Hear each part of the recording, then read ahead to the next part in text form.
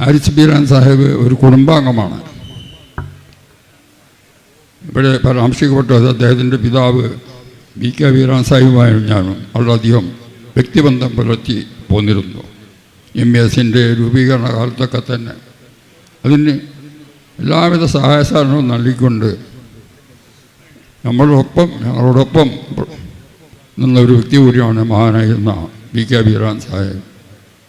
അതിനുശേഷം ഹാരിസ് ബീരാൻ സാഹിബ് ഡൽഹിയിൽ എത്തിയ കാലഘട്ടം മുതൽ അദ്ദേഹവുമായി നിരന്തരം ബന്ധം പുലർത്തിക്കൊണ്ടിരിക്കുന്ന ഒരു കുടുംബമാണ് എൻ്റേത്. KMCTയുടെ വിവിധ സ്ഥാപനങ്ങളിൽ, മെഡിക്കൽ കോളേജ് അടക്കമുള്ള സ്ഥാപനങ്ങളിൽ പല കൗൺസിലുകളും മറ്റും ഉണ്ടാകുന്ന മെഡിക്കൽ കൗൺസിൽ, ഡെൻ്റൽ കൗൺസിൽ, അങ്ങനെയുള്ള കേസുകളിൽ മുഴുവൻ ഏറ്റെടുത്ത് നടത്തിയിരുന്നത് ഹാരിസ് ബീരാൻ സാഹിബ് ആണ് എന്ന് പറയുന്നതിൽ എനിക്ക് വളരെയധികം സന്തോഷമുണ്ട്. അദ്ദേഹത്തിൻ്റെ കഴിവാണ് ഞങ്ങൾ അദ്ദേഹത്തെ എന്ത് പ്രശ്നം ഉണ്ടായാലും, ലീഗൽ പ്രശ്നം ഉണ്ടായാലും അദ്ദേഹത്തെ സമീപിക്കാൻ പ്രേരിപ്പിച്ചത്. ഒരു കക്ഷി എന്നുള്ള നിലക്ക് അദ്ദേഹം ഈ കാര്യങ്ങളൊക്കെ കൈകാര്യം ചെയ്യാറുള്ളത് സ്വന്തം കാര്യം മാതിരി എടുത്തുകൊണ്ട് ഞങ്ങളെ സഹായിച്ചു പോകുന്നൊരു വളരെയധികം കഴിവുകളുള്ള ഒരു അഡ്വക്കേറ്റ് കൂടിയാണ് ഹാരിസ് ബീരാൻ സാഹിബ്. എൻ്റെ ഇളയ മകൻ ഡോക്ടർ നവാസും ഹാരിസ് ബീരാൻ സാഹിബും തമ്മിൽ വളരെതരം സുദൃഢമായ ബന്ധം പുലർത്തിക്കുന്ന ചെറുപ്പക്കാരാണ്. ഞാൻ കൂടുതൽ ഒരുപാട് സംസാരിക്കാൻ ശരിയല്ല.